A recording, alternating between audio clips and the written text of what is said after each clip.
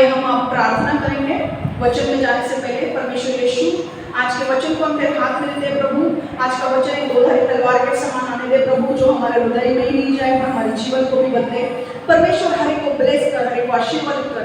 आज जो भी ये वचन सुनने वाला है परमेश्वर ने अनुग्रह दे ये वचन पर चलने के लिए प्रभु। सिर्फ सुनने वाले नहीं पर वचन पर चलने वाले हम बने प्रभु।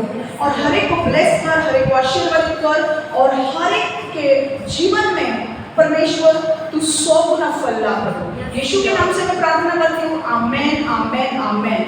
मैं चाहती हूँ कोई दरवाजा बंद करें please. I want to talk to you today because it is important that God wants you to know some important things. Okay, so I want to talk to you after the sermon, but I would definitely tell you to please listen to the whole sermon and then listen to the words which God wants to speak to you. Okay, so please stay tuned to the whole word gets completed. Hallelujah. चलिए हम वचन में जाएंगे। Okay, क्या पवित्र आज का जो वचन है वो पवित्र आत्मा के विषय में है। और आज का जो क्वेश्चन है कि क्या पवित्र आत्मा एक विश्वासी को छोड़कर जा सकता है? क्या पवित्र आत्मा विश्वासी को छोड़कर जा सकता है? Will the Holy Spirit ever leave a believer? बहुत सारे लोगों को लगता है कि पवित्र आत्मा क्या हमें छोड़कर जाएगा।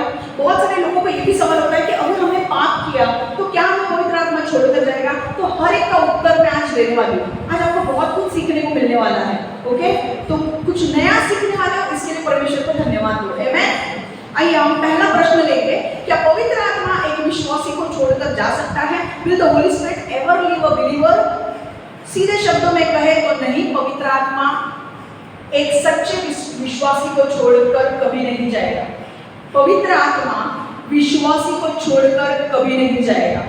Okay, Holi spirit will never leave a believer. अब कुछ मुझे ना सच्चाई दिखानी है आपको वचन के द्वारा, ताकि आपके माइंड में फिट हो जाए कुछ चीजें। ओके, तो पहला पॉइंट हम क्या देखेंगे? रोमियो 8:9 वचन देखेंगे। Romeo 8:9, You however are not in the realm of the flesh but are in the realm of the spirit, if indeed the spirit of God lives in you. And if anyone does not have the spirit of Christ, they do not belong to Christ. किंतु तुम लोग भौतिक मानव स्वभाव के अधीन नहीं हो बल्कि आत्मा के अधीन हो, यदि वास्तव में तुम में परमेश्वर की आत्मा का निवास है।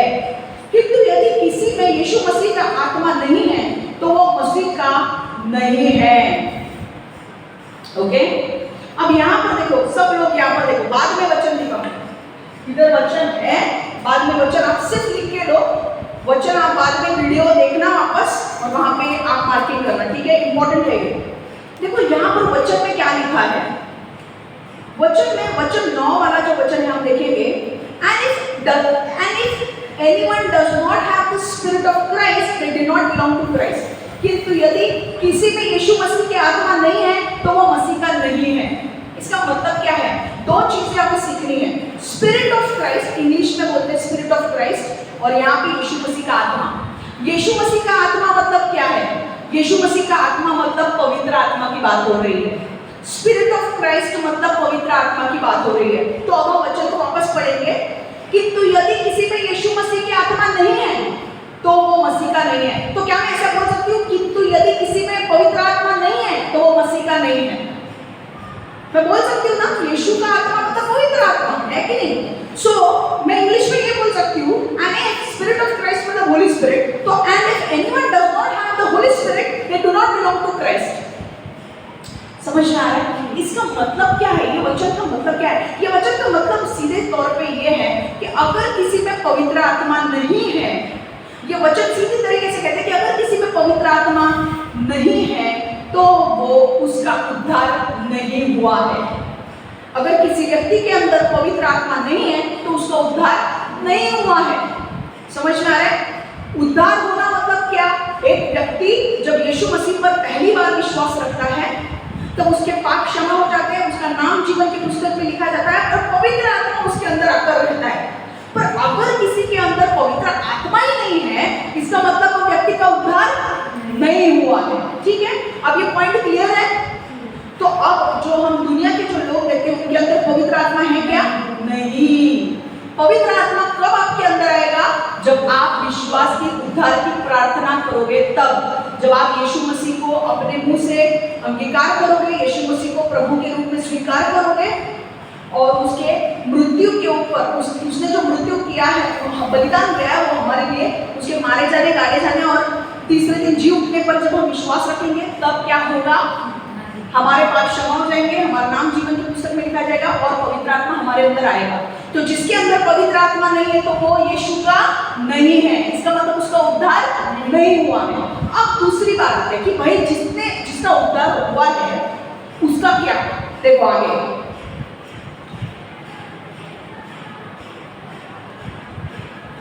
और जिसके अंदर पवित्र आत्मा है उसका उद्धार हुआ है कि नहीं? अब आगे चलते हैं। अब हमारा सवाल है कि पवित्र आत्मा विश्वासी को छोड़कर जा सकता है, और उसका उत्तर है नहीं। पवित्र आत्मा क्या विश्वासी को छोड़कर जा सकता है? उसका उत्तर है नहीं। समझ में आ रहा है? जब एक विश्वासी यीशु मसीह पर पहली बार विश्वास रखता है और उसे प्रभु के रूप में स्वीकार करता है और उसके पहली बार यीशु को स्वीकार करता है प्रभु के रूप में, तब उसके पाप क्षमा हो जाते हैं, उसके नाम स्वर्ग के पुस्तक में लिखा जाता है और पवित्र आत्मा हमेशा के लिए उसके अंदर रहने के लिए आता है। ठीक है? तो क्या पवित्र आत्मा कभी छोड़कर आपको जाएगा? नहीं। ठीक है? Will the Holy Spirit ever leave a believer? The answer is no. अब कौन सा वचन प्रूव करता है कि वो तुम्हारे अंदर हमेशा के लिए रहेगा? देखो, मैं सिर्फ बोलती हूँ, उसके ऊपर नहीं जाना है, हमें बेरियन लोगों की तरह बनना है कि जो मैं बोलती हूँ मुझे प्रूव करना है। ठीक है? कि भाई मैं जो बोल रही हूँ मैं कुछ भी नहीं बोल रही हूँ, मैं वचन के द्वारा बोल रही हूँ, है कि नहीं? तो हमें ऐसा नहीं कि भाई हमारे पास्टर क्षमा बोल रहे हैं इसमें कुछ भी लिख के लो, मैं वचन आपको दे रही हूँ। तो कौन सा वचन ये कहता है कि पवित्र आत्मा हमारे अंदर हमेशा के लिए रहेगा? वचन है यूहन्ना 14:16। लिख के लो वचन, लिख के लो वचन, लिख के लो। यूहन्ना 14:16, जॉन 14:16। मैं जानबूझ के इंग्लिश में पहले पढ़ रही हूँ ताकि तब तक आपको टाइम मिले यूहन्ना खोलने के लिए। John 14:16। And I will ask the Father, and He will give you another advocate to help you and be with you forever. I will ask the Father, and He will give you another advocate to help you and be with you forever. Be with you forever इसका मतलब क्या? वो तुम्हारे अंदर हमेशा के लिए रहेगा। यूहन्ना 14:16 क्या कहता है? इधर देखो, मैं परमपिता से विनती करूंगा और वो तुम्हें एक दूसरा सहायक देगा ताकि वो सदा तुम्हारे साथ रह सके। बाइबल अभी खोलने जाना नहीं है, आपका बाइबल मुझे दिखाओ, बाद में कैसे खोलना हमको बताओ। ठीक है? मैं बोल रही हूँ, अगर वो मिस किया कुछ नहीं आएगा। मैं परमपिता से विनती करूंगा और वो तुम्हें एक दूसरा सहायक देगा। ये कौन बोल रहा है? यीशु बोल रहे थे कि मैं परमपिता से विनती करूंगा, वो तुम्हें दूसरा सहायक देगा ताकि वो सदा तुम्हारे साथ रह सके। मतलब वो हमारे साथ सदा के लिए रहेगा। है मैं क्लियर है? अगर थोड़े टाइम के लिए बोलना होता तो सदा के लिए शब्द यूज नहीं किया होता है। He will be with you forever नहीं बोला जाता। Forever मतलब हमेशा के लिए, सदा के लिए मतलब हमेशा के लिए, पर सदा के लिए बोला मतलब हमेशा के लिए रहेगा। थोड़े टाइम के लिए बोला है क्या रहेगा? नहीं। समझ में आ रहा है? एक बात जान लो, पवित्र आत्मा, जितना ज्यादा पवित्र आत्मा के बारे में जानोगे उतना ज्यादा, जितना करीब उसके आओगे उतने ज्यादा आपके जीवन में आशीष आएंगे। जितना पवित्र आत्मा आपसे दूर होगा उतने आपके जीवन में श्राप चल होंगे आने। समझ में आ रहा है? क्योंकि पवित्र आत्मा, आगे मैं बताऊंगी मैं क्यों बोल रही हूँ। पवित्र आत्मा आपके जीवन में कार्य करता है। हालेलुया। आप जितना करीब होंगे, जितना पवित्र आत्मा के करीब होंगे उतना ज्यादा आपकी चीजें फटाफट खुलेगी। हालेलुया। सुनो, जब पवित्र आत्मा एक विश्वासी के अंदर आता है तो वो हमेशा के लिए रहने के लिए आता है। आमेन। क्लियर है? ये चीजें मैं बार बार दोहरा रही हूँ ताकि आपके दिमाग में फिट हो। जब पवित्र आत्मा किसी के अंदर रहने के लिए आता है तो वो हमेशा के लिए रहने के लिए आता है, जाने के लिए नहीं। पुराने जमाने में पहली बार जब पुराने करार में जब आदम से लेकर यीशु आने तक और यीशु का स्वर्गारोहण होने तक हर एक एक व्यक्ति के अंदर पवित्र आत्मा नहीं था। पुराने करार में पवित्र आत्मा सिर्फ कुछ ही लोगों के ऊपर आता था, राजाओं के ऊपर, याजकों के ऊपर और नबी के ऊपर, भविष्यवक्ताओं के ऊपर, किंग्स, प्रीस्ट एंड प्रॉफिट्स। ज्यादा से ज्यादा आप देखोगे जब पुराने करार में जब पवित्र आत्मा आता था, इन तीन कैटेगरी लोगों के ऊपर ही आता था, राजाओं के ऊपर, याजक के ऊपर और भविष्यवक्ताओं के ऊपर। आप पुराना करार जांच के देखो, सारी भविष्यवाणी मिलेगी, राजा भविष्यवाणी देते हुए देखेंगे, भविष्यवक्ता ये करेंगे, याजक देते रहेंगे। बहुत कम ऐसे लोगों के ऊपर आता था जो बाहर के लोग हैं, पर उनके ऊपर भी आता था। पर उनका काम, जो पुराने करार में जब पवित्र आत्मा आता था तो वो थोड़े टाइम के लिए आता था, वो अपना काम करता था और वो निकल जाता था, वो उनके अंदर नहीं रहता था। उनके अंदर रहना कभी शुरू किया जब यीशु मसीह ने अपना गाड़ा गया, मारा गया और बलिदान देकर जब वो स्वर्ग में चला गया, उसके बाद जब पवित्र आत्मा आया। ओके, शिष्यों को जब पवित्र आत्मा मिला तो यीशु मसीह ने उनको कहा कि पवित्र आत्मा लो। जब वो पवित्र आत्मा शिष्यों के अंदर आया, तब से वो पवित्र आत्मा उनके अंदर रहना शुरू हुआ। हालेलुया। लास्ट टाइम हमने वचन में बोला था शिष्यों को कभी पवित्र आत्मा मिला, तो जिस टाइम उनको पवित्र आत्मा मिला शिष्यों को, वो पवित्र आत्मा उनके अंदर रहने लगा। और कब तक रहता है? जब तक तुम मरते नहीं हो तब तक। समझ में आ गया? ओके, अच्छा, अभी एक पॉइंट हुआ ही है तो मैं आपको एक उदाहरण भी दे देती हूँ कि कौन से इसमें पवित्र आत्मा पुराने नियम में एक व्यक्ति के ऊपर आया जो राजा, नबी और याजक नहीं था, एक नॉर्मल आदमी था। पर पुराने नियम में क्या होता था? पवित्र आत्मा आता था, अपना काम करता था और चला जाता था, हमेशा के लिए अंदर नहीं रहता था। अब एक व्यक्ति के अंदर पवित्र आत्मा आया, और मैं वचन आपको बोल रही हूँ, निर्गमन 31 2 से 5, Exodus 31 2 to 5. See, I have chosen Bezalel, the son of Uri, the son of Hur of the tribe of Judah, and I filled him with the Spirit of God, with wisdom. I have filled him with the Spirit of God. Spirit of God मतलब क्या? Holy Spirit. With wisdom, with understanding, with knowledge, and with all kinds of skill, to make artistic designs for work in gold, silver, and bronze, and to cut and set stones, to work in wood, and to engage in all kinds of crafts. मैंने यहूदा के कबीले से उरी के पुत्र Bezalel को चुना है। उरो हूर का पुत्र था। मैंने बसलेल को परमेश्वर की आत्मा से भर दिया है। अर्थात मैंने उसे सभी प्रकार की चीजों को करने का ज्ञान और निपुणता दे दी है। बसलेल बहुत अच्छा शिल्पकार है और वह सोना, चांदी तथा कंसे की चीजें बना सकता है। बसलेल सुंदर और रत्नों को काट और जोड़ सकता है। वह लकड़ी को भी काम कर सकता है। बसलेल सब प्रकार के काम कर सकता है। हालेलुया। अब हुआ क्या था? इज़राइल निर्गमन 31 2 से 5 पाती के लिए खाली एकदम खाली है। निर्गमन 31 2 से 5, एक्सोडस 31 2 to 5 लिख के लो, बाद में देखो। अब सुनो पहले क्या हुआ था। खाली है, अजून खाली नाचना, ये खाली नहीं है। समझो वर्क करो, बस इधर देखो, सब इधर देखो, सुनो। अब हुआ क्या था? मूसा इजराइली लोगों को लेकर जा रहा था। अब इजराइली लोग परमेश्वर की प्रार्थना करने के लिए उनके पास जगह नहीं रहती थी, वो संदूक को अपने साथ उठाकर ले जा रहे थे। अब हुआ ऐसे कि परमेश्वर ने कहा कि मुझे मेरे लिए एक जगह बना, एक तंबू बना, जो थोड़े टाइम के लिए होगा। ऐसे एक तंबू बना ताकि मेरी उपस्थिति वहां पे रह सके, क्योंकि इजरायली लोग ऐसे एक साल में उठते थे, एक साल में चलते, क्योंकि इजराइल उनको मिस्र देश से इजराइल जाने के लिए परमेश्वर का जब बादल आगे आगे जाता था तो वो लोग आगे आगे जाते थे, बादल रुकता था तो वो लोग रुकते थे। अगर बादल एक साल रुकता है तो वहीं पे उनको एक साल रुकना पड़ेगा। अगर बादल 6 महीने में या 2 दिन में उठता है तो उनको सारा रैपअप करके 2 दिन में उठना पड़ता था। परमेश्वर ने बोला एक तंबू बनाओ। तंबू के सारे जो डिजाइनिंग है मूसा को बता दिया।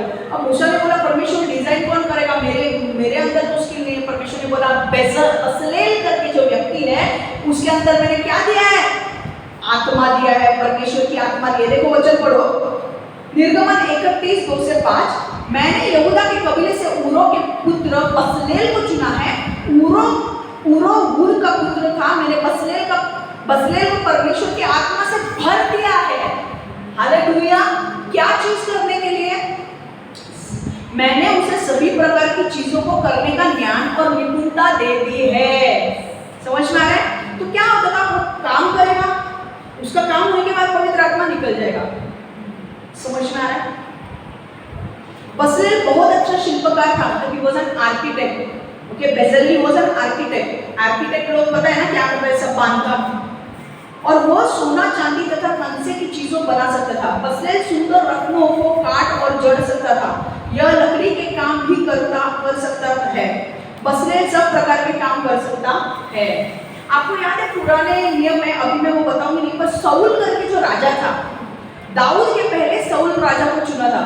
साउल ने परमेश्वर की बात, साउल के ऊपर भी पवित्र आत्मा आता था, पर जब परमेश्वर की बात उसने नहीं मानी, वो पवित्र आत्मा उसे छोड़कर चला गया। मतलब थोड़े टाइम के लिए आता था, वो काम करवा देता और निकल जाता था। पर जब साउल ने परमेश्वर के विरुद्ध गया, वो पवित्र आत्मा चला गया और उसके अंदर दुष्ट आत्मा उसके अंदर आया। तो पवित्र आत्मा जब दाऊद के ऊपर भी पवित्र आत्मा था, क्योंकि दाऊद क्या था, राजा भी था। और क्या होता था, टाइम पे आता था, काम करता तो निकल जाता। पर जब दाऊद ने बत्शेबा के साथ व्यभिचार किया तो दाऊद रोने लगा, परमेश्वर मेरे अंदर से पवित्र आत्मा को मत निकाल। मतलब पवित्र आत्मा का जो अनुग्रह मेरे ऊपर है उससे मत निकाल। अगर पवित्र आत्मा चला गया, क्योंकि पवित्र आत्मा टाइम के लिए आता था, काम करता था, चला जाता था, हमेशा के लिए नहीं था वो। पर वो भी दाऊद को पता था कि अगर थोड़े टाइम के लिए आता है तो वो मुझे अच्छा लगता है, मतलब मेरा काम है, पर अगर चला ही जाएगा तो मैं अकेले कैसे करूंगा सब कुछ। समझ में आ रहा है? तो दाऊद बोल रहा था कि पवित्र आत्मा मुझसे दूर मत कर इस पवित्र आत्मा, क्योंकि मैंने पाप किया है। पुराने करार में क्या होता था, पवित्र आत्मा आता था, थोड़े टाइम के लिए रहता था और चला जाता था। नए करार में पवित्र आत्मा हर एक विश्वासी के अंदर हमेशा के लिए रहने के लिए आया है। क्लियर है? चलो अब आगे बढ़ते हैं। अब ये और एक पॉइंट है, मुझे प्रूव करना है कि पवित्र आत्मा एक व्यक्ति के अंदर हमेशा के लिए रहने के लिए आया है। और एक पॉइंट से मुझे प्रूव करना है। रेडी है आप? आज बहुत आपको सीखने को मिलने वाला है। इफिसियों की पत्री 1:13-14 वचन हम पढ़ेंगे। इफिसियों की पत्री, Ephesians 1:13-14, Ephesians 1:13-14। And you were included in Christ when you heard the message of truth, the gospel of your salvation. When you believed, you were marked in Him with a seal, the promised Holy Spirit, who is a deposit guaranteeing our inheritance until the redemption of those who are God's possession to the praise of His glory. एफिसियों 1:13-14। जब तुमने उस सत्य का संदेश सुना जो तुम्हारे उद्धार का सुसमाचार था, और जिस मसीह पर तुमने विश्वास किया था, तो उस पवित्र आत्मा का वचन दिया था। मसीह के माध्यम से उसकी छाप परमेश्वर के द्वारा तुम लोगों पर भी लगाई गई। वह आत्मा हमारे उत्तराधिकार के भाग के जमानत के रूप में उस समय तक के लिए हमें दिया गया है, जब तक कि वह हमें जो उसके अपने हैं पूरी तरह छुटकारा नहीं दे देता। इसके कारण लोग उसकी महिमा की प्रशंसा करेंगे। अब इसका मतलब क्या हुआ? देखो, ये वचन का मतलब क्या हुआ, एक एक पॉइंट हिंदी में हम देखेंगे। जब तुमने उस सत्य का संदेश सुना, मतलब जब तुमने उद्धार की प्रार्थना की, तो तुम्हारे उद्धार का सुसमाचार था, और जिस मसीह पर तुमने विश्वास किया था, तो उस पवित्र आत्मा का वचन दिया था कि भाई जब तुमने यीशु मसीह की प्रार्थना की, यीशु मसीह पर विश्वास किया, तो तुम्हारे अंदर पवित्र आत्मा दिया गया। देखो आगे, मसीह के माध्यम से उसकी छाप परमेश्वर के द्वारा तुम लोगों पर लगाई गई। इसका मतलब ये है कि जब एक व्यक्ति परमेश्वर यीशु पर विश्वास करता है और उसको प्रभु के रूप में स्वीकार करता है, उसका उद्धार हो जाता है, और उसके ऊपर परमेश्वर एक छाप मारता है। उसके ऊपर परमेश्वर एक छाप मारता है। छाप मारना मतलब क्या? स्टैंप मारना। ओके, अब स्टैंप मारना, छाप मारना, अभी दो चीजों को दर्शाता है, एक तो ownership, okay, to put a stamp, okay, it shows ownership and it shows possession. जब किसी के ऊपर छाप मारा जाता है दो चीजें दिखाई देती है, एक तो मालिकी अधिकार और वो उसका है करके, एक तो अधिकार दिखाई दे जाता है और दूसरा पोजेशन, मतलब उस चीज का कब्जा उस व्यक्ति के पास होता है। अब मैं उदाहरण के तौर पे बताती हूँ आपको। अगर आप बैंक में जाते हो, बैंक में आप सेविंग्स अकाउंट खोलते हो, सेविंग्स अकाउंट के कुछ रूल्स है, ठीक है, आप साइन वाइन करते हो, सब हो जाता है। थोड़े दिन के बाद कुछ रूल्स बैंक के बदल जाते हैं सेविंग्स अकाउंट के। तो बैंक क्या करता है, बैंक क्या एक एक को बैंक में बुलाता है क्या? नहीं बुलाता है ना, पर रूल्स सबको बोलने तो चाहिए कि बदल गए हैं। तो बैंक क्या करता है, बैंक अपने बैंक के लेटर हेड पर सारे रूल्स जो चेंज हुए हैं ना, नियम जो बदले हैं वो लिखता है और नीचे बैंक का छापा मारता है, स्टैम्प मारता है और वो लेटर सबके घर में दे देता है। जब वो हमें जब बैंक का लेटर आता है तो हमें कैसे लगता है, हमें कैसे पता चलता है कि ये बैंक का है, बैंक का छापा मारा है, तो बैंक का अधिकार उस लेटर के ऊपर है। और वो बैंक का लेटर किसका है, वो अधिकार किसका है, अधिकार बैंक का है और उसके ऊपर कब्जा किसका है, बैंक का है कि नहीं? सपोजिंग एक कपल है, कपल को बच्चा हुआ, तो बच्चे के ऊपर अधिकार किसका होता है, माता पिता का, है कि नहीं? और उस बच्चे, वो बच्चा किसका होता है, माता पिता का। तो अधिकार बच्चों के ऊपर माता पिता और पोजीशन, मतलब वो बच्चे को कौन रखता है? कभी कभी क्या होता है, मालक कोई है पर रखता कोई और है, ऐसा नहीं है ना। जो बच्चा, अगर कपल है, कपल की शादी, एक शादीशुदा जोड़ा है, उनको बच्चा हुआ, तो वो बच्चे के ऊपर अधिकार अपने माँ बाप का होगा और वो बच्चा किसका होगा, उनका। मैं बोल सकती हूँ क्या वो मेरा बच्चा है? नहीं बोल सकती हूँ, क्योंकि वो मेरा है ही नहीं। तो उस बच्चे के ऊपर माता पिता के मोहर लगती है कि नहीं? वो बच्चे का नाम जो है वो माता पिता के नाम से होता है ना, एंड पिता का नाम एंड में जो है वो नाम रहेगा, है कि नहीं? किसी और का नाम नहीं रहेगा, बराबर कि नहीं? वही होता है जब व्यक्ति यीशु मसीह पर विश्वास करता है, यीशु मसीह उसके ऊपर मोहर लगाता है, मतलब हमारे ऊपर एक स्टैम्प मारता है और बोलता है आज से ये जो लड़का है जिसने मुझे ग्रहण किया है, आज से मेरा है और मेरा इसके ऊपर अधिकार है और ये मेरा है, इसे कोई छीन के नहीं ले जा सकता। हालेलुया। अब स्टैम्प मार के यीशु मसीह कैसे आपको पता चलता है कि भाई इसने स्टैम्प मारा है? स्टैम्प मार के वो हमें आ रहा है अंदर पवित्र आत्मा दे देता है। देखो आगे क्या लिखा है, अब तुम्हें समझेगा। जब तुमने उस सत्य का संदेश सुना जो तुम्हारे उद्धार का सुसमाचार था और जिस मसीह पर तुमने विश्वास किया था, तो जिस पवित्र आत्मा का वचन दिया था, मसीह के माध्यम से उसकी छाप परमेश्वर के द्वारा तुम लोगों पर भी लगाई गई। वो आत्मा हमारे उत्तर अधिकार के भाग की जमानत के रूप में उसे उस समय तक के लिए हमें दिया गया जब तक कि वो हमें जो उसके अपने हैं पूरी तरह से छुटकारा नहीं दे देता। इसका मतलब जब एक व्यक्ति यीशु मसीह पर विश्वास करता है, परमेश्वर उसके ऊपर छाप लगाता है, बोलता है आज से इसने मुझे ग्रहण किया है, आज से ये बच्चा मेरा है, ये बच्चा शैतान का नहीं है, मेरा है और इस बच्चे के ऊपर अधिकार मेरा है। शैतान बोलेगा मेरा है, परमेश्वर बोलेगा नहीं, मैंने छाप मारा है, ये मेरा है। छाप कैसे समझता है मारा है? बैंक जब लेटर इशू करता है स्टैम्प मारता है। बच्चा जब पैदा होता है तो माँ बाप उसको अपना नाम देते हैं। हमें कैसे पता चलेगा हमारे ऊपर छाप मारा है? पवित्र आत्मा हमारे अंदर आएगा। हालेलुया। जब पवित्र आत्मा हमारे अंदर आता है, हम क्या है, परमेश्वर ने हमारे ऊपर छाप मारा है। हालेलुया। तो शैतान बोलता है ये मेरा है, यीशु बोलता है ए तेरा क्या है? इसके अंदर मेरा पवित्र आत्मा है, इसका मतलब ये मेरा है, मैंने स्टैम्प मारा है इसके ऊपर। हालेलुया। तुम उसका कुछ बिगाड़ नहीं सकते। तू शैतान मैं इसको नर्क लेके जाऊंगा, अरे भाई यीशु बोलेगा कैसे नर्क लेके जाऊंगा? मैंने इसके ऊपर छाप मारी है और पवित्र आत्मा दिया है, तू कैसे लेकर जा सकता है? अभी आगे और अच्छा किस्सा देखो, क्या होता है देखो। वह आत्मा हमारे उत्तर अधिकार के भाग की जमानत के रूप में उस समय तक के लिए हमें दिया है जब तक कि वह हमें जो उसके अपने हैं पूरी तरह से छुटकारा नहीं दे देता। इस कारण लोग उसकी महिमा की प्रशंसा करेंगे। इसका मतलब क्या हुआ? देखो सिंपल भाषा में परमेश्वर ने बोला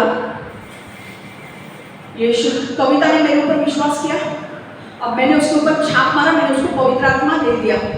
पर पवित्र आत्मा देने का मतलब ये है कि जैसे अपन एक घर खरीदते हैं ना, अगर सपोज मान लो, इसका मतलब क्या है, देखो वो आत्मा हमारे उत्तराधिकार के भाग की जमानत के रूप में उस समय तक के लिए हमें दिया गया है जब तक कि वह हमें जो उसके है अपने हैं पूरी तरह छुटकारा नहीं दे देता। इसका मतलब क्या हुआ, सिंपल भाषा में बता दें। उदाहरण आता है, हमको एक घर लेना है, सपोज हमें एक घर लेना है, तो हमें जाना कहाँ है, बिल्डर के पास।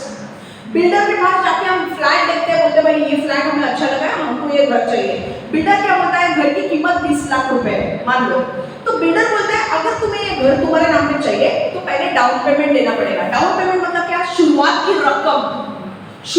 रकम तुम्हें कैश से देनी पड़ेगी, तो ही मैं तुम्हारे लिए आगे की कार्रवाई करूंगा, और वो जो फ्लैट जो तुम्हें अच्छा लगा है उसे मैं किसी और को लेने नहीं दूंगा। होता है कि नहीं? तो पहला डाउन पेमेंट कितना देना है आपको, 2 लाख रुपए देना है। तो आप क्या करते हो, आप पहले 2 लाख रुपए दे देते हो और बाद में आप बोलते हो कि मैं 4 महीने के अंदर पूरा पैसा आपको दे दूंगा, और फिर 4 महीने के अंदर जब आप पूरा पैसा देते हो वो घर आपके नाम पे होता है। वैसे ही यीशु हमारे साथ करता है। यीशु क्या करता है, जब हम यीशु मसीह पर विश्वास रखते हैं तो यीशु मसीह हमें पवित्र आत्मा देता है, उसका छाप लगाकर, और वो पवित्र आत्मा हमारे लिए डाउन पेमेंट होता है। डाउन पेमेंट मतलब क्या, कि भाई ये व्यक्ति को मैंने खरीद लिया है। वो एक्चुअली शैतान को बताता है कि मैंने इस व्यक्ति को खरीद लिया है पवित्र आत्मा डाउन पेमेंट देके, और जब तक पवित्र आत्मा उसके अंदर कब तक रहेगा, जब तक वो मर नहीं जाता, और जब तक वो मर नहीं जाता पवित्र आत्मा उसके अंदर ही रहेगा, और जब वो मर जाएगा तो उसे क्या मिलने वाला है, स्वर्ग मिलने वाला है। अभी ये पढ़ो, अभी क्लियर होगा।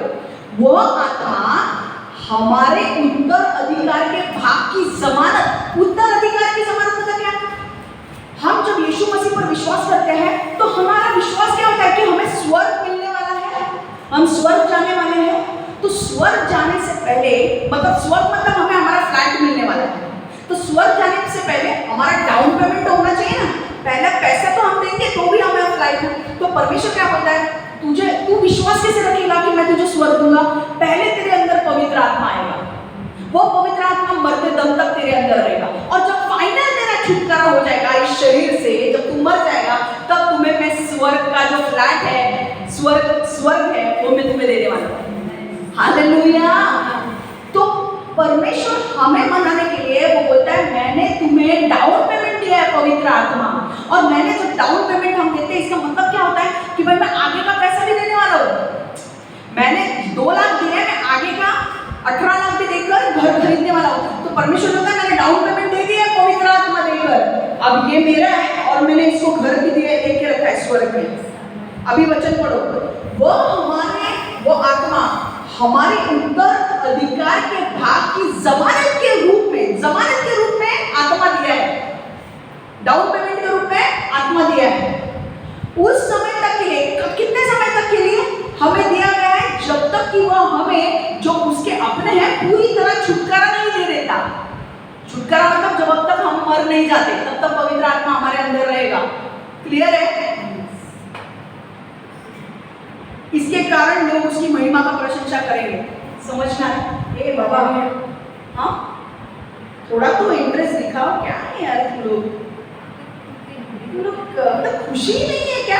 वचन के वचन ऊपर एक वचन आते हैं, ऐसे वचन आते हैं कि खुश होनी चाहिए कि भाई एक तो चीज है कि एक तो तुमको समझ में नहीं आता मैं क्या उसको करें, या तो फिर तुमको वचन में इंटरेस्ट है।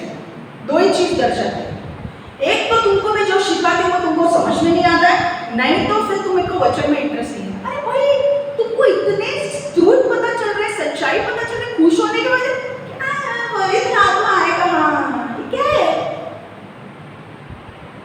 कौन इधर फिल्म स्टार आएगा तो खुशी होगी क्या? शाहरुख खान को बोला इधर, हाँ तब खुशी होगी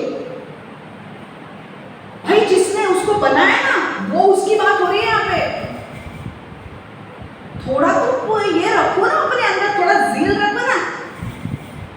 मैं पूरे क्या डाउन पूरा है क्या है यार, देखो बोल रहा है सिखाने के लिए तुम लोग।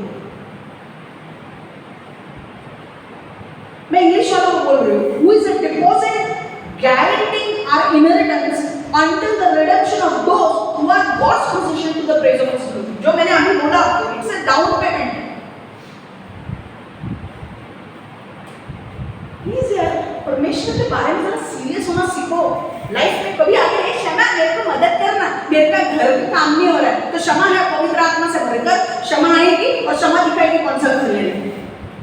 क्षमा मेरे लिए पीरियड्स के लिए प्रेयर करती, क्षमा प्रेयर करती, अगले वीक पीरियड्स आ जाते हैं, क्षमा बोलती है तो मेरा घर का काम हो जाता है, क्योंकि क्षमा के अंदर पवित्र आत्मा है। तो तुम्हारे अंदर भी तो है ना, वो समझो ना, अपने आप को थोड़ा चार्ज करो ना। मैंने हमेशा बोला आमेन बोलो, हालेलुया बोलो, समझो ना यार, ये पवित्र आत्मा कोई नामामूली चीज नहीं है, ये तुम्हारी जिंदगी बदल सकती है और बदल रही है, वो भी तुमको समझ में नहीं आ रहा है कि मेरी जिंदगी कैसे बदल रही है।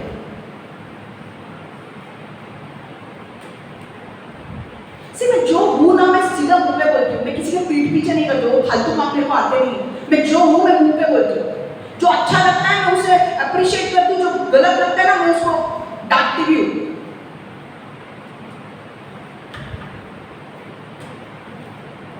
जो पवित्र आत्मा आपको दिखाता है ना कि भाई घर इधर नहीं इधर लेना है, वो पवित्र आत्मा है। भाई तुम्हारे पीरियड्स चालू नहीं होते ना, वो पवित्र आत्मा है जो तुम्हारे मरे हुए जीवन में जान को फूंकता है। वो भी 8-11 वो तुम्हारे शरीरों के अंदर जो मरे हुए अंग है उसमें जान को फूंकता है, वो पवित्र आत्मा है। उसके बारे में हम सीख रहे हैं। कुछ मतलब आई डोंट क्या करूं यार, मैं शाहरुख अमिताभ को बताऊं, इधर बोलाऊं क्या, मीराब जी को बोला शाहरुख, तो तुमको इंटरेस्ट लगेगा। भाई उनको जिनको उन्होंने जिसने बनाया है ना, मैं उसके बारे में बात करूं, वो इधर है, वो हमारे बीच में है। तुम्हारा प्रॉब्लम है तुम सब देख नहीं पाते, इसलिए तुमको लगता है किधर है। लाइफ में कुछ अच्छा होता है फिर समझ हाँ परमेश्वर है। अगली बार मेरे को ना अंदर एनर्जी चाहिए, सबके अंदर, सबके पुष्कर को मैं छोड़कर बोलूं, सबके अंदर मेरे को एनर्जी चाहिए और हालेलुया और आमीन चाहिए चाहिए। अब मैंने ऐसा बोला कोई मर गया तो हालेलुया मत बोलो प्लीज, समझ के हालेलुया और आमीन बोलो। समझ में आ रहा है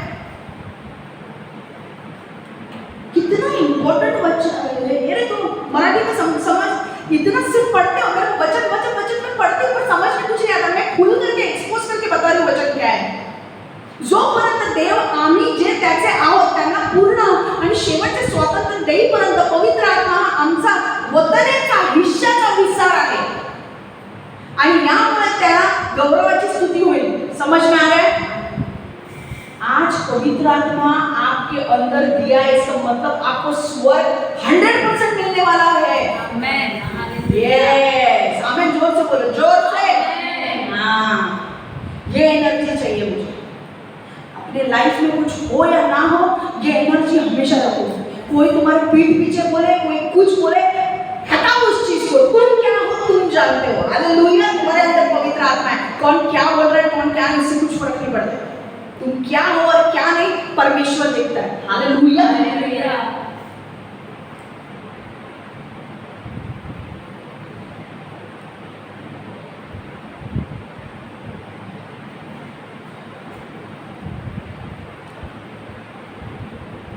परमेश्वर ने हर व्यक्ति को अनंत काल का जीवन देने का वादा किया है और उस पर विश्वास, जो उस पर विश्वास रखते हैं उन्हें परमेश्वर गारंटी के तौर पर पवित्र आत्मा देता है। हालेलुया। कि भाई मैंने तुम्हें क्या प्रॉमिस किया है, मैंने कविता को प्रॉमिस किया मैं 10,000 रुपए दूंगी, पर क्योंकि मैंने उसको प्रॉमिस किया है मैं आज उसको 1,000 रुपए दे देती हूँ ताकि उसे विश्वास रखे मैंने 1,000 दिया है ना, मैं 9,000 भी दूंगी। हालेलुया। तुम्हारे अंदर पवित्र आत्मा है, इसका मतलब तुमको परमेश्वर ने गारंटी दिया है कि तुमको स्वर्ग में मिलने वाला है। हालेलुया। वो पवित्र आत्मा मरते दम तक आपके अंदर रहेगा और जब आप मर जाएंगे तो आप स्वर्ग के भागीदार बनाए जाएंगे। हालेलुया। हम स्वर्ग के भागीदार बनेंगे, स्वर्ग में हमारा भी हिस्सा होगा, हम भी वहां पे रहेंगे। हालेलुया। स्वर्ग कोई मन गढ़ंत कहानी नहीं है, स्वर्ग एक रियलिटी है जो परमेश्वर वहां पर स्वर्ग में रहता है, और जो व्यक्ति यीशु पर विश्वास करता है वो स्वर्ग जाएगा और स्वर्ग का एक भाग बनेगा। आपको पता है, मैंने बहुत सारे लोगों के स्टोरी सुने हैं कि स्वर्ग में बहुत सारे लोगों के परमेश्वर फ्लैट बनाता है, रूम्स बनाता है आपके लिए। आप जो भी काम पृथ्वी पर करते हो ना, उसका हिसाब लेखा जोखा लिया जाता है। आप कितने पैसे परमेश्वर के काम के लिए दे रहे हो, आप परमेश्वर के लिए क्या काम कर रहे हो, सिर्फ पैसों का नहीं, पर जो भी काम आप कर रहे हो हर चीज का लेखा जोखा होता है। और जितना आप जो करते हो ना, वो आपके लिए परमेश्वर एक घर बना रहा है, और उतना आपका शानदार घर होगा, क्योंकि वो आपको एज अ गिफ्ट दिया जाएगा। हालेलुया। बहुत सारे लोगों की मैंने किताबें पढ़ी है, मैंने डीजे दिनाकर अंकल की भी किताब पढ़ी थी। उन्होंने बोला था कि जब मैं उनका एक वीडियो देखा था, उन्होंने कहा था कि जब मैं स्वर्ग में गया था, वो उनको बात एक दिन होता था, पर्टिकुलरली उस दिन में उनको स्वर्ग में लेकर जाते थे। स्वर्ग में उनका आत्मा जाता था और वो वापस आते थे। और उन्होंने कहा कि मैं जब स्वर्ग जाता था तो मैंने इतने बड़े बड़े लोगों के घर देखे हैं। परमेश्वर ने जिन लोगों ने परमेश्वर के लिए बड़े बड़े काम किए हैं, उनके लिए बड़े बड़े घर परमेश्वर ने स्वर्ग में तैयार करके रखे हैं। हालेलुया। आप इधर झोपड़ी में भी रह रहे हो, उधर अगर परमेश्वर के पीछे विश्वास से चल रहे हो, वहां पर एक महल बनाएगा परमेश्वर आपके लिए। हालेलुया। वहां पे सोने के रोड है भाई, सोने के रोड। आप डीजेस दिनाकर का बुक वो पढ़िए, हेवन का पुस्तक है, आप सर्च कीजिए डीजेस दिनाकर का स्वर्ग का बायोग्राफी है उनका। स्वर्ग जाते थे तो क्या क्या उन्होंने देखा, आई वेंट टू हेवन करके ऐसा कुछ है, पढ़िए। मैंने बहुत जबरदस्त पुस्तक है वो। आपको बहुत सारी चीजें स्वर्ग में क्या क्या होती है आपको पता चलेगी। वहां पे पता है आपको, ये जो पत्ते है ना, ये झाड़वाड़ गाने गाते हैं वहां पे। यहाँ पर जो कलर्स है ना, ये कलर्स कुछ भी नहीं है। हेवन में जो कलर्स है ना, वो कलर्स आपने अभी देखे ही नहीं है। वहां पे फूल पत्ते गाने गाते हैं। आपने कभी सुना है ऐसा? इसलिए पौलुस क्या बोलता है कि मैंने जो चीजें देखी है, मुझे परमेश्वर ने अलाउ नहीं किया है बोलने के लिए, इट इज इनकॉम्प्रिहेंसिबल, क्योंकि मैं उसे एक दिमाग में रख ही नहीं सकता, क्योंकि इतनी बड़ी चीजें हैं वो हमारे दिमाग के बाहर है। कुछ चीजें डीजे अंकल दिनाकर को जो दिखाई थी अंकल को, वो इतनी बड़ी चीजें थी। उन्होंने बोला भाई मुझे परमिशन नहीं है कि मैं वो बताऊं, क्योंकि लोग एक्सेप्ट नहीं करेंगे, पर स्वर्ग में वो चीजें होती है। और उन्होंने एक बार ये भी बोला था कि जो आपको रियल स्टोरी 2 मिनट में बोलती हूँ। उन्होंने बोला था कि एक स्वर्ग में एक सेक्शन होता है जहाँ पर बच्चों को रखा जाता है, छोटे छोटे बच्चे। आपको पता है बहुत सारे बच्चे अबॉर्शन करते हैं, मारे जाते हैं, तो वो बच्चे का आत्मा तो होता है ना उनके अंदर, वो कहाँ जाता है? स्वर्ग जाता है। उन बच्चों के आत्मा को स्वर्ग रखा जाता है, और वो स्वर्ग में उनको टीचिंग दिया जाता है यीशु के बारे में। और जब तक वो बड़े नहीं हो जाते हैं, तब तक वो सब पढ़ते हैं। और मैंने एक गवाही सुनी थी कि एक औरत थी, उसका बच्चा मर गया, वो रो रही थी, बहुत रो रही थी, मेरा बच्चा मर गया। बाद में उसे किसी ने भविष्यवाणी की कि भाई तेरे बच्चा परमेश्वर ने अपने पास रखा है, उसके आत्मा को। और उसने जब वो बाद में जब वो मर गई ना, तो वहां पे स्वर्ग में और टाइम लगता है, स्वर्ग में बच्चों को बढ़ने के लिए टाइम लगता है। तो जब वो मर के वहां पर गई, ये मैंने कौन से बुक में पढ़ा था, स्वर्ग की चीज, जब वो मर के वहां पर गई ना, तो वो बच्चा छोटा था अभी भी, वो माँ उसकी उसे संभाल रही थी। मतलब वापस उस माँ को अपने बच्चे को संभालने के लिए टाइम मिला। हालेलुया। ये इतनी सारी चीजें हैं स्वर्ग के बारे में, और वही परमेश्वर ने बोला कि वो स्वर्ग परमेश्वर हमें देने वाला है, उसका भागीदार हमें बनाने वाला है। और हमारे पास प्रूफ क्या है कि भगवान बताने वाला है, देने वाला है? पवित्र आत्मा दिया है, वो गारंटी हमें मिली है। अब समझा? अब खुश हो? अब चार दांत तो मुझे दिख रहे हैं, खुशी से कुछ बोल रहे हैं, वेरी गुड। और एक वचन सुनो, 2 कोरिन्थियों 1:22, 2 कोरिन्थियों 1:22, जिसने हम पर अपने स्वामित्व की मोहर लगाई और हमारे भीतर बयाने के रूप में वह पवित्र आत्मा दी, जो इस बात का आश्वासन है कि जो देने का वचन उसने हमें दिया है, वो उसे वह हमें देगा। Hallelujah. Set his seal of ownership on us and put his spirit in our hearts as a deposit, guaranteeing what is to come. 2 कोरिन्थियों 1:22, अब वापस देखो, जिसने हम पर अपने स्वामित्व की मोहर लगाई, मतलब क्या, हम पे स्टैंप मारा और हमारे भीतर बयानी के रूप में वह पवित्र आत्मा दी, जो इस बात का आश्वासन है। स्टैंप मारा, पवित्र आत्मा हमारे ऊपर दिया। समझ में आ रहा है वचन क्या बोल रहा है? जिसने हम पर अपने स्वामित्व की मोहर लगाई और हमारे भीतर बयानी के रूप में वो पवित्र आत्मा दी, जो इस बात का आश्वासन है कि जो देने का वचन उसने हमें दिया है उसे वो हमें देगा। कौन, क्या देने का वचन है? स्वर्ग देने का वचन है, स्वर्ग में जगह देने के लिए। तो वो उसने क्या बोला? परमेश्वर ने बोला तुमको मैं स्वर्ग में जगह दूंगा और उसके पहले मैं पवित्र आत्मा दूंगा, और पवित्र आत्मा प्रूफ है कि तुम्हें स्वर्ग मिलेगा। हालेलुया। तो अगर आपके पास पवित्र आत्मा है तो खुशी मनाओ और आज जश्न मनाओ, क्योंकि यीशु के जन्म होने के वजह से ही आज हम पवित्र, यीशु का जन्म हुआ, इसके वजह से हमारे वो क्रूस पर गया, हमारे पाप क्षमा हुए और आज हमारे अंदर पवित्र आत्मा आया। हालेलुया। समझ में आ रहा है आपको? तो क्या पवित्र आत्मा जाएगा आपको छोड़कर? नहीं, वो हमेशा के लिए आपके पास रहने के लिए आएगा। और वो कब जाएगा? जब आप मर जाओगे तब, और तब आप कहाँ जाओगे?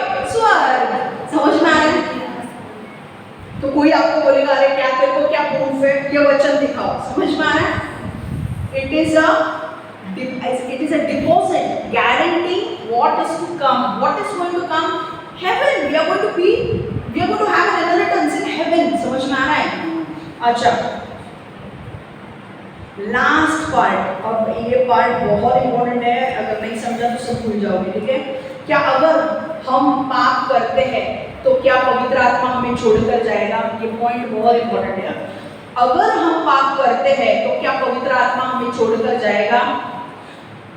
नहीं।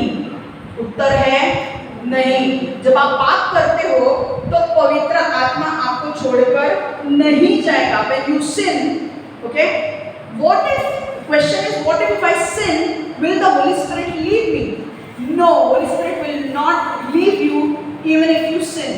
But एक पर है वहाँ पे, पवित्र आत्मा आपको छोड़कर नहीं जाएगा अगर आप पाप करते हो तो। पर यहाँ पर एक पर है, वो समझना जरूरी है। जब आप पाप करते हो तो पवित्र आत्मा को दुखी कर सकते हो और उसे बुझा सकते हो। आप जब पाप करते हो तो पवित्र आत्मा आपके अंदर से निकल नहीं जाएगा, क्योंकि एक बार पवित्र आत्मा निकल गया इसका मतलब क्या होगा? आप स्वर्ग जाओगे। समझ में आ रहा है? तो पवित्र आत्मा आपके आप से निकलने, फिर प्रॉमिस दिया ना परमेश्वर ने आपको कि मैं तो वो रहेगा ही आपके अंदर, स्वर्ग मिलेगा। तो पवित्र आत्मा तो निकल कर नहीं जाएगा, पर एक चीज होती है, जब आप पाप करते हो आप पवित्र आत्मा को दुखी कर सकते हो। आप उसके कार्यों को आपके जीवन में होने से रोक सकते हो। समझ में आ रहा है? वो वचन का है, देखेंगे इफिसियों की पत्री 4:30, Ephesians 4:13. See, you can grieve the Holy Spirit and you can quench the Holy Spirit. You can quench the work of the Holy Spirit in your life. Where is that verse which states you can grieve the Holy Spirit? Ephesians 4:13. Ephesians 4:30. And do not grieve the Holy Spirit of God, with whom you were sealed for the day of redemption. इफिसियों 4:30, परमेश्वर की पवित्र आत्मा को दुखी मत करते रहो, क्योंकि परमेश्वर की संपत्ति के रूप में तुम पर छुटकारे के दिन के लिए आत्मा के साथ मोहर लगा दिया गया है। हालेलुया। समझ में आ रहा है क्या बोल रहा है यहाँ पर वचन? सब लोग स्क्रीन पर देखो, वहां पे लिखा है, क्या लिखा है यहाँ पर? परमेश्वर बोल रहा है कि परमेश्वर की पवित्र आत्मा को दुखी मत करो, दुखी मत करते रहो, क्योंकि परमेश्वर की संपत्ति के रूप में तुम पर छुटकारे के दिन के लिए आत्मा के साथ मोहर लगा दी गई है। इसका मतलब क्या है? पवित्र आत्मा, मैंने शुरुआत में कहा था कि पवित्र आत्मा कोई मनुष्य नहीं है, वो एक व्यक्ति है। पर वो मनुष्य नहीं है, वो परमेश्वर है। और अगर वो व्यक्ति है, वो परमेश्वर है, तो इसका मतलब उसे भी फीलिंग्स, इमोशंस है, वो भी भावना रखता है और आप उसे दुखी कर सकते हो। जब आप गलत काम करते हो तो आप पवित्र आत्मा को दुखी कर सकते हो। दूसरा वचन मैंने कहा, जब आप गलत काम करते हो तो पवित्र आत्मा आपसे दुखी हो सकता है और आप उसको बुझा सकते हो। बुझा सकते हो मतलब आप बुझा सकते हो, उसके कार्य जो वो आपके जीवन में करना चाहता है उन कार्यों को होने से रोक सकते हो। देखो कहां लिखा है, एफिकरांस 4:30 में पहिला मराठी में बात करू, आणि देवाचा पवित्र आत्म्याला दुखी करू नका, कारण तुम्ही आमच्याबरोबर देवाची संपत्ती म्हणून तारण्याचा दिवसासाठी शिक्का मारलेले असे आहात। समझ में आ रहा है?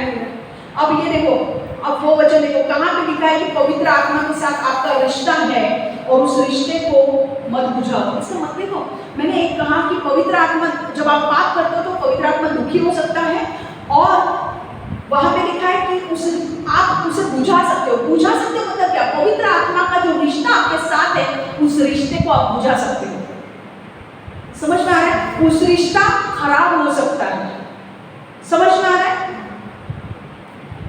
1 थिस्सलुनीयों 5:19, 1 Thessalonians 5:19, do not quench the spirit। Actually English Hindi में बहुत अच्छा लिखा है। एक्चुअली यहाँ पे क्वेंच द स्पिरिट नहीं है, do not quench the work of the spirit, ऐसा होना चाहिए। Do not quench the work of the spirit. 1 थिस्सलुनीयों 5:19, पवित्र आत्मा के कार्य का दमन मत करते रहो। हालेलुया। आपल्या आत्म्याला विझवण्याचा प्रयत्न करू नका। इसका मतलब क्या हुआ? देखो, जब पवित्र आत्मा के साथ सुनो एकदम, जिस दिन आप यीशु मसीह पर विश्वास करते हो, पवित्र आत्मा आपके अंदर आकर रहता है, फिर आपका और परमेश्वर का एक रिश्ता होता है। पर जब आप पाप करते हो तो पवित्र आत्मा आपके जीवन में अच्छे भले काम करना बंद करता है। आप दो चीजें कर सकते हैं, एक तो आप उसे दुखी कर सकते हो, और उसके जो अच्छे कार्य है जो हमारे जीवन में करता है वो नहीं करेगा। समझ में आ रहा है? इसीलिए इतना डेंजरस है बाबा, पाप करना डेंजरस है। पर परमेश्वर क्या कहता है यहाँ पर? कब ये हो सकता है? जब आप पाप करते हो और जब आप परमेश्वर से माफी मांगते हो तो परमेश्वर आपको क्षमा भी करता है। पर जिस दिन आप पाप करते हो और परमेश्वर से माफी नहीं मांगते हो, पाप को अपना कबूल नहीं करते हो, पाप आपने कुछ गलत बहुत बड़ा पाप किया है, आपको पता है आपने पाप किया है, पर परमेश्वर से माफी नहीं मांगते हो, पश्चाताप नहीं करते हो, तो परमेश्वर का जो रिश्ता आपके साथ है, पवित्र आत्मा का जो रिश्ता आपके साथ है, पवित्र आत्मा जो आपके जीवन में कार्य करना चाहता है वो कार्य करना बंद हो जाएगा। आपको शांति देने का कार्य बंद हो जाएगा, आपको गाइडेंस देना वो बंद करेगा, वो नहीं करेगा, क्योंकि आपने उसे दुखी किया है। अब मैं आपको एक उदाहरण देती हूँ। दो फ्रेंड्स में झगड़ा हुआ। अब दोनों फ्रेंड्स एक दूसरे से बात नहीं कर रहे हैं, पर जब एक फ्रेंड जाके दूसरे फ्रेंड को सॉरी बोलता है तो दूसरा फ्रेंड रेडी होता है बात करने के लिए। पर जब तक वो सॉरी नहीं बोलता है, दोनों में बातचीत होती है क्या? नहीं होती है। वैसे ही पवित्र आत्मा के साथ है। जब हम पाप करते हैं और जब हम पाप की कबूली नहीं देते हैं कि भाई सिर्फ इतना नहीं है कि भाई मैंने पाप किया, सपोज आपने पाप किया, किसी के बारे में आपने जाके पीछे किसी व्यक्ति को जाके झूठ बोला, इतना झूठ बोला कि भाई पूछो नहीं, और आपको पता है कि आप जिस व्यक्ति के बारे में पीठ पीछे बोल रहे हो उसने वैसा कुछ भी नहीं किया है, आप झूठ बोल रहे हो उसके बारे में, आपने ये पाप किया है, पर आप परमेश्वर के सामने कबूल नहीं कर रहे हो और आप पश्चाताप भी नहीं कर रहे हो। पश्चाताप मतलब क्या? सुधर भी नहीं रहे हो, उस पाप को सुधार भी नहीं रहे हो। अगर जब आप ऐसा करते हो तो पवित्र आत्मा क्या करेगा? पवित्र आत्मा दुखी हो जाएगा और पवित्र आत्मा आपके जीवन में कार्य करना बंद कर देगा। और जब पवित्र आत्मा आपके जीवन में कार्य करना बंद कर देगा तो इतना ध्यान में रखो, आपकी लाइफ कितने भी साल आप जियो वही की वही रहेगी। इसीलिए मैं बहुत बार लोगों को कहती हूँ कि जो परमेश्वर का मकसद है उसे पूरा करो, परमेश्वर के मकसद को पूरा करो। अपने मन से चलोगे, पवित्र आत्मा आपका साथ नहीं देगा, पवित्र आत्मा आपको मदद नहीं करेगा, क्योंकि पवित्र आत्मा के जब तो परमेश्वर के मकसद में नहीं चलते हो, पवित्र आत्मा आपका साथ नहीं देगा। और जब पवित्र आत्मा अपना हाथ निकाल के ले लेता है ना, फिर शैतान आकर वहां पे काम करने लगता है। तुम 10 साल देखो, एक व्यक्ति है प्रमोशन पाने के लिए वो झूठ बोल रहे हैं, दूसरे लोग जो हार्ड वर्किंग है उनके काम को खराब कर रहा है,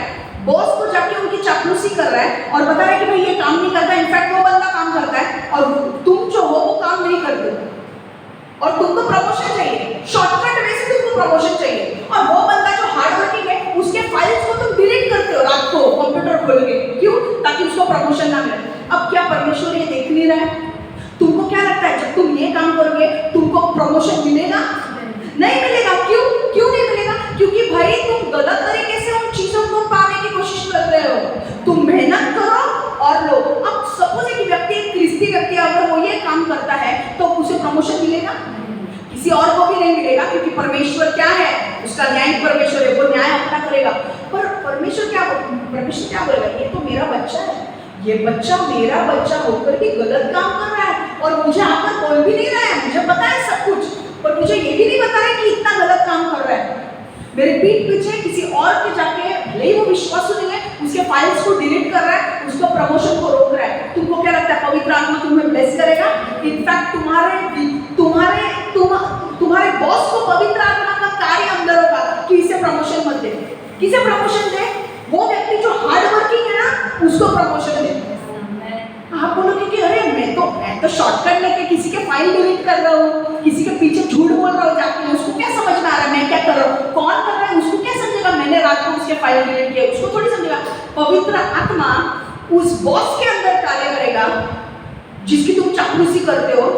इसे प्रमोशन मत दो, उस व्यक्ति को दो, क्योंकि बोलेगा तूने यू हैव अनकन्फेस्ड सिन, तुमने अपने पापों की कबूली नहीं दी है परमेश्वर को। तुमने नहीं बोला कि हाँ मैंने गलती। जब आप पाप करते हो परमेश्वर के सामने जाओ और बोलो हाँ मैंने पाप किया, परमेश्वर मुझे क्षमा कर। क्योंकि जब आप पाप को कबूल नहीं करते हो, पश्चाताप नहीं करते हो, परमेश्वर का न्याय वहां पे आता है, और परमेश्वर का न्याय आना बहुत डेंजरस बात है। जकियस एक चुंगी लेने वाला था, टैक्स कलेक्टर था। सो लोगों से चुंगी लेता था, जितना लेना था उतना नहीं, ज्यादा लेता था। यीशु उसके घर पर आया, यीशु ने बोला मुझे आज तेरे घर पर आना है। जब यीशु उसके घर पर आया, उसके उद्धार हो गया, उसका छुटकारा हो गया। उसने बोला परमेश्वर मुझे क्षमा कर, मैंने ना बहुत गलत काम किए, मैंने लोगों से मैंने पैसे ऐंठे हैं, मैंने दूसरे लोगों को बर्बाद किया, दूसरे लोगों के पैसे ये किए। पता है उसने क्या किया? उसने पश्चाताप परमेश्वर से कबूली दी। उसने पश्चाताप कैसे किया? उसने बोला जिन जिन लोगों से मैंने पैसे लिए, मैंने 4 गुना ज्यादा मैं उनको पैसे दूंगा। हालेलुया। जब आप ऐसे चलते हो, जब आप सीधे मार्ग पे चलते हो, जब आप अच्छे काम करते हो, जब आप सीधे मार्ग से चलते हो, जब आप परमेश्वर के वचन पर चलते हो, परमेश्वर आपको प्रमोशन देगा। जकियस का प्रमोशन हो गया, उसके पूरे परिवार का उद्धार हो गया। तुमने अगर कोई पाप आज किए ना, तो परमेश्वर से माफी मांगो, क्योंकि नए साल में अगर तुमने कोई पाप किया है, अभी से क्षमा मांगो। हाँ मैंने पाप किया है, हाँ मैंने झूठ बोला है, हाँ मैंने ये किया, माफी मांगो परमेश्वर से। रिपेंट और पश्चाताप करो। सिर्फ ये कबूली नहीं देना है, क्योंकि देखो जब हम कबूली देते हैं परमेश्वर हमें क्षमा भी करता है, पर जब हम कबूली नहीं देते हैं वहां पर न्याय आता है। देखो वचन क्या लिखा है, देखो हमारे जीवन में कबूल न किया गया पाप ईश्वर के साथ हमारी संगति में बाधा डाल सकता है और हमारे जीवन में पवित्र आत्मा के कार्य को प्रभावी ढंग से खत्म कर सकता है। फेलोशिप जो हमें मिलती थी ना पवित्र आत्मा से, अगले वचन में मैं आपको बताने वाली कि जब पवित्र आत्मा आपके अंदर आता है तो आपको किस प्रकार का गाइडेंस मिल सकता है, किस प्रकार की मदद पवित्र आत्मा से मिल सकती है। और जिस दिन आप पाप करते हो वो सारी मदद परमेश्वर बंद कर देता है करने की। आपको गाइडेंस मिल रहा था, गाइडेंस खत्म हो जाएगा। क्यों? क्योंकि तुम पाप कर रहे हो और परमेश्वर ऐसे व्यक्ति से संगति नहीं करेगा जो पाप कर रहा है।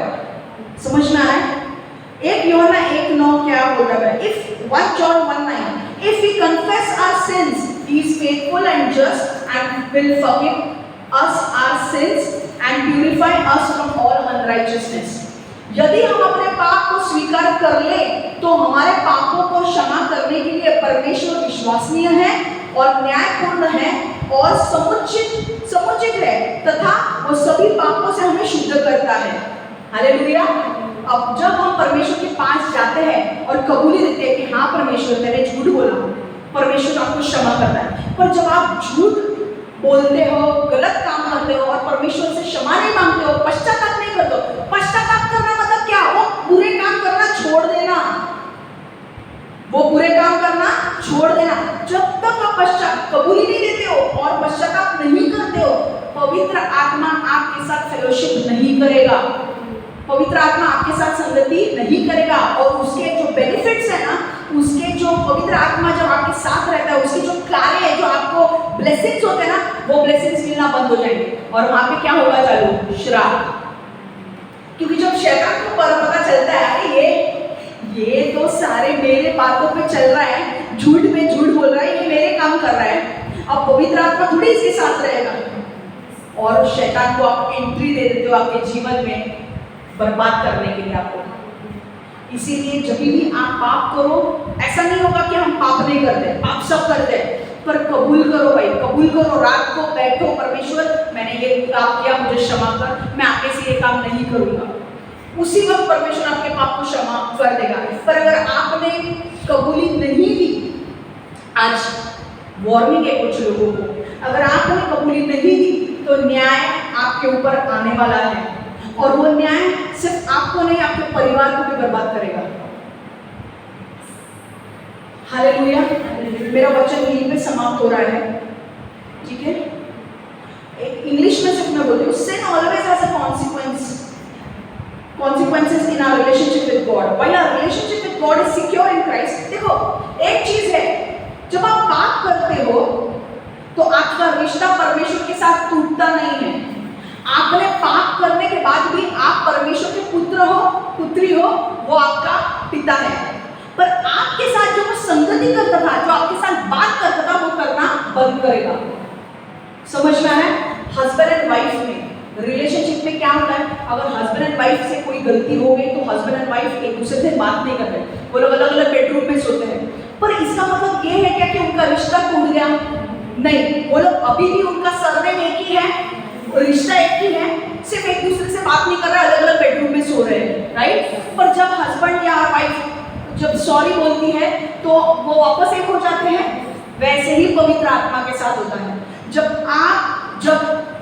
आप पाप करते हो और उसकी कबूली नहीं देते हो तो आपका रिश्ता परमेश्वर के साथ नहीं टूटता है, क्योंकि परमेश्वर ने आपके लिए बलिदान दे दिया है। आपने यीशु मसीह पर विश्वास कर लिया है, पवित्र आत्मा भी आपके अंदर रहेगा, आपका रिश्ता परमेश्वर के साथ नहीं टूटेगा।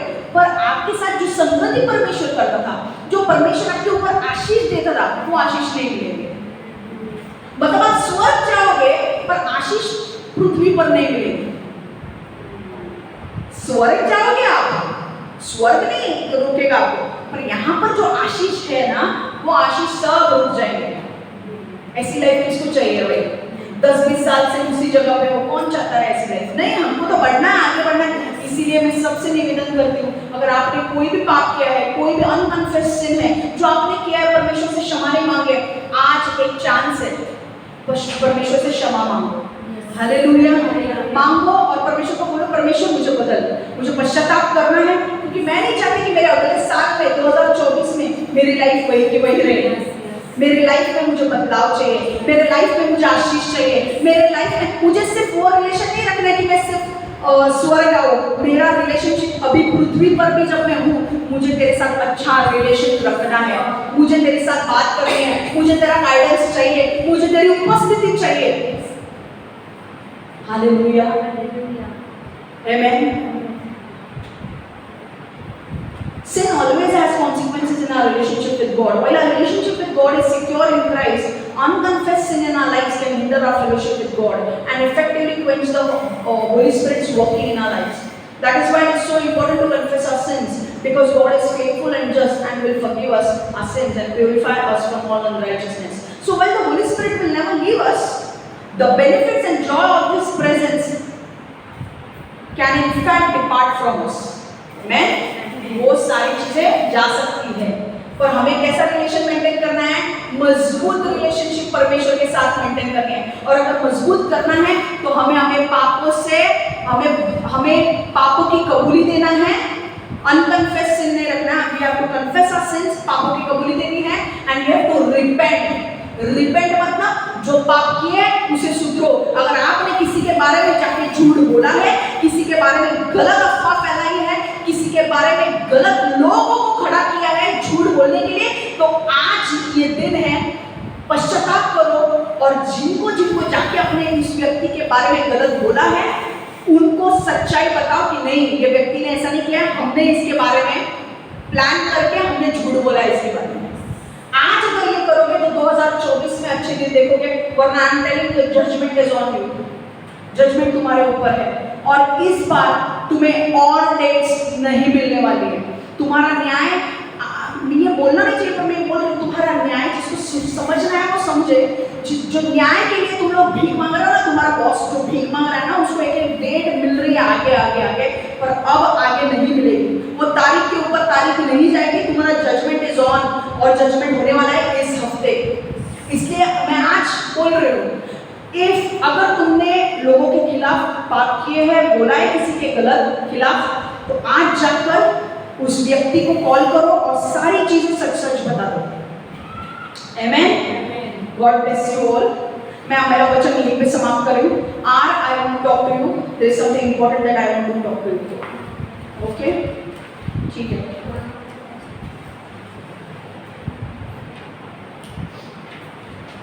ओके, आज टुडे कोई उधर रहो। आज today I want to talk to you about something very important things. Okay, God told me to tell you all these things because you need to know. First of all, I want to tell you that I was in KSM for 6 to 7 months, from November or October 2014 to April 2015. Okay, and in that time I was friends only with Veronica. Okay, I was there in KSM for only 6 to 7 months, from October 2014 to April 2015. And during this time, I was friends only with Veronica. I don't know any other person. Okay?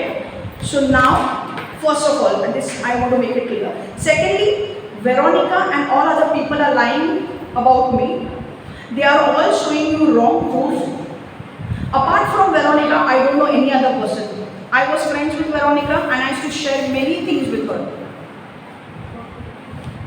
They have told other people to lie about me, whereas the truth is I don't even know those people. Those people who claim that they know me, I don't even know. I was there in KSM only for 6 to 7 months and I know only Veronica. I don't know any other person.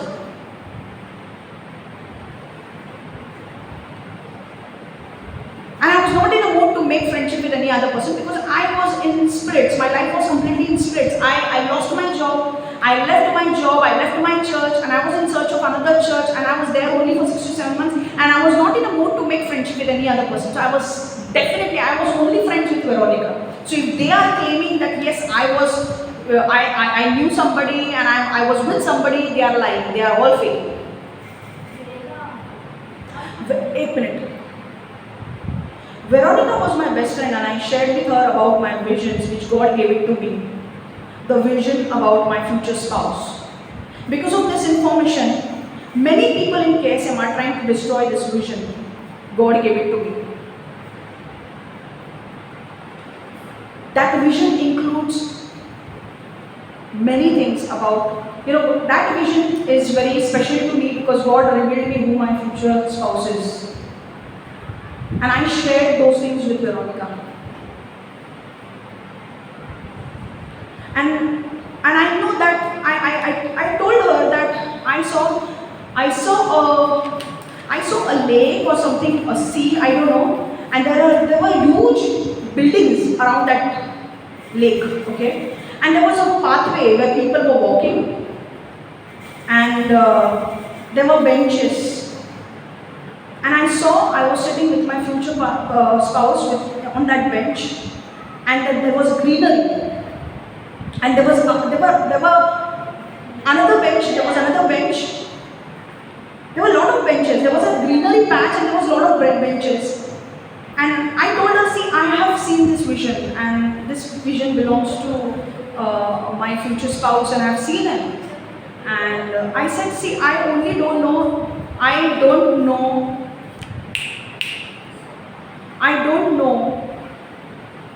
where, I don't know this place, but this place, later on when I checked, this place is in Australia.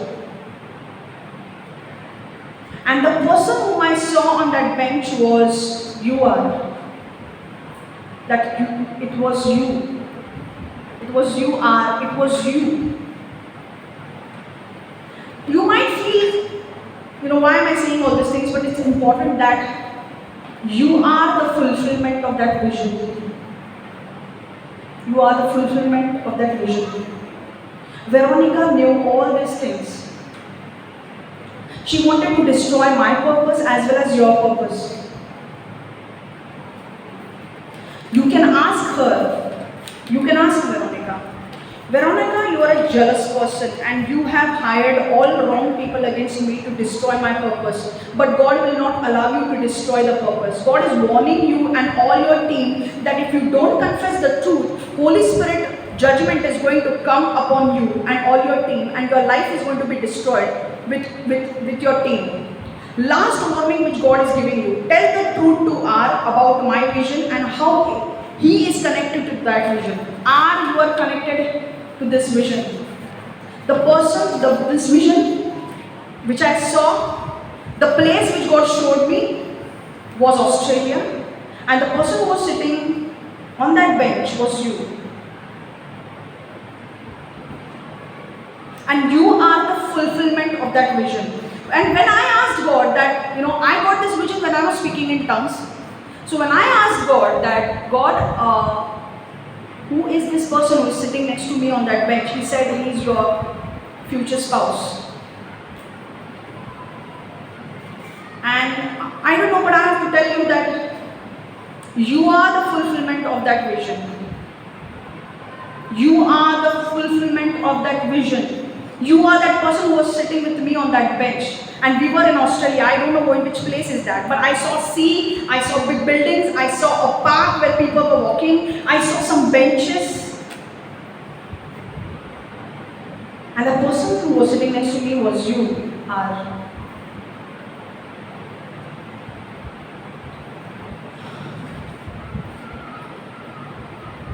Veronica knew all these things, and that's why she made a plan to destroy our lives. She made a plan to destroy our connection. She made a plan to destroy our relationship. We are connected, and the one you are looking for is me. It's not Veronica. I don't know, I have to say this because it is important. You can destroy, if you go against God, God cannot use you. God cannot use you. And if you get married to Veronica, your life will be destroyed. Your life will be ruined because she has hired people to say lies about me. Okay? She has hired people to say lie about me.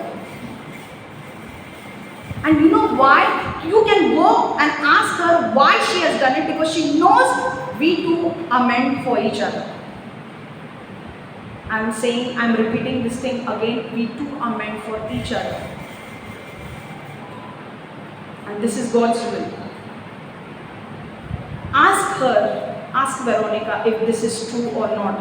And Veronica, this is last warning that God is giving you. Shweta, this is last warning that God is giving you. Veronica and Shweta and all your team, this is the last warning that God is giving you. Tell the truth to R, because you are destroying both our lives. Because together we are going to do mighty things for God. And you are a child of devil. And if you don't stop lying, I'm telling you the judgment is going to come upon you, Shweta, Veronica, and on all your team. And I'm telling you, the judgment is going to destroy your lives, it is going to destroy your career, it is going to destroy your families. I'm telling you, today you have sinned and you have unconfessed sin. Today God wants you to confess the sin what you have done against me and against R. And you have to tell the truth to R as well as to his family. If you don't, you will be judged. I'm telling you, before that judgment comes, repent. And if you want to repent, you need to talk to R and you have to give him honest answers. You have to tell him the truth. You can't lie. You have to tell him the truth. Because if you don't do it, 2024 will be a year where your lives will be destroyed. You were my friend, and I told you all these things because I honored you as my friend. I trusted you, but you guys betrayed me. You guys betrayed me. But today God wants to tell you, if you don't confess your sin, if you don't repent, I'm telling you that judgment will sweep you over. Not only you, but your families. You have one chance to repent, and today is the day. You have to repent. Me and R are meant for each other. This vision, which I told R, I shared this vision in 2016 with Veronica.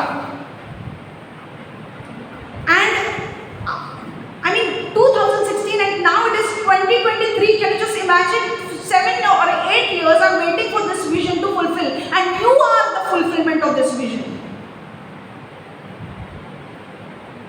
If you want to know something more about it, you can call me and talk to me. But ask Veronica. She knows everything. She told Shweta. She leaked all the information to Shweta. And they both planned to destroy our lives. And not only they have many other people in their teams who have lied about me just to keep me away from you.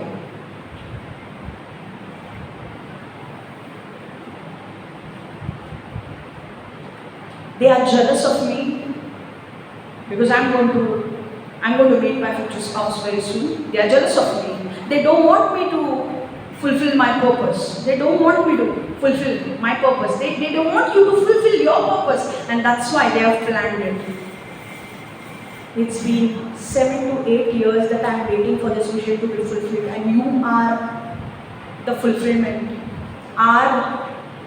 You are the fulfillment of that vision. You are the one who is meant for me, and I am the one who is meant for you. Ask God if I am lying, and ask Veronica if she is lying. But Veronica, this is the last chance that God is giving you. If you don't confess your sin today, you and your whole family, your whole team will be swept off in judgment. And there will be nobody who will rescue you from that judgment. You will have to pay everything that you have done to keep me and R away from each other. You will have to pay for it. But if you confess your sin, I'm telling you, God is just, He will forgive you. If you confess your sin, God is just, He will forgive you. But if you don't, trust me, that judgment will sweep you over. That judgment will take you, that judgment will destroy you, your family, your friends, and not only you, all those people who are involved, who kept me and R away from each other, they will be judged severely. Because you have tried to destroy God's vision for me and R. Me and R are meant together. And Vashti will be removed. Because Vashti will not stay. Esther will come. And Esther will take her position rightfully. I have waited for this vision to be fulfilled from 8 to 9 years. I am waiting for this vision to be fulfilled. I think I shared this vision in 2015 or 16, and I am waiting for this vision to be fulfilled. And now is the year. From last 1 year, you are trying to keep me and R away from each other.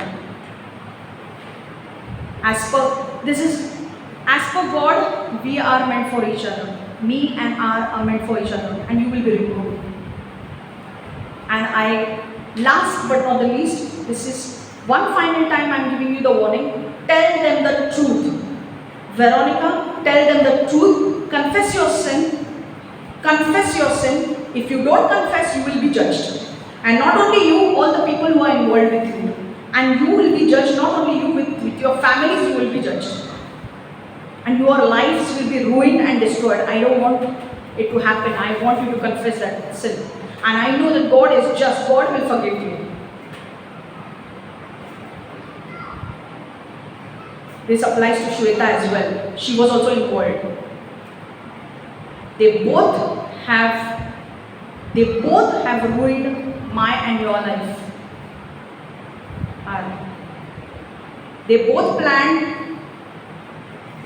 They have hired people to lie about me so that you and I cannot come together.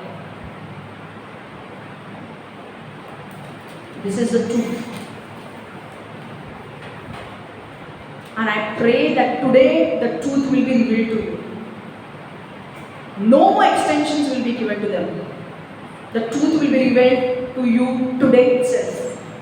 In Jesus' name I pray. Amen, amen, amen. And what God has joined, no man can separate. Veronica, you cannot destroy our purpose. To understand this thing very clearly. You cannot destroy God's purpose. Job 42:2. God's plans and God's purpose cannot be thwarted. Nobody can thwart God's plans. What God has joined together, no man can separate. God has joined us together and you cannot separate us. I know that we will be one and we both will serve in the kingdom. And we will be joined together as future spouse. I know that. And the truth will be revealed. So, if you want any confirmation, you can pray to God that whether I am your future spouse or not. But I know it is completely confirmed to me that you are mine. Okay? So, I want you to ask Veronica everything about these visions, and I want you to take a right decision. Okay? God bless you. Take care. Veronica and Shweta and all the people, hired people who lied about me, judgment is going to come. Judgment is going to come. Confess your sins and receive forgiveness from Christ. It will save your lives. Otherwise, your lives will be destroyed. And not only your lives, but your families will be destroyed. This is what God is telling me. Okay? God bless you.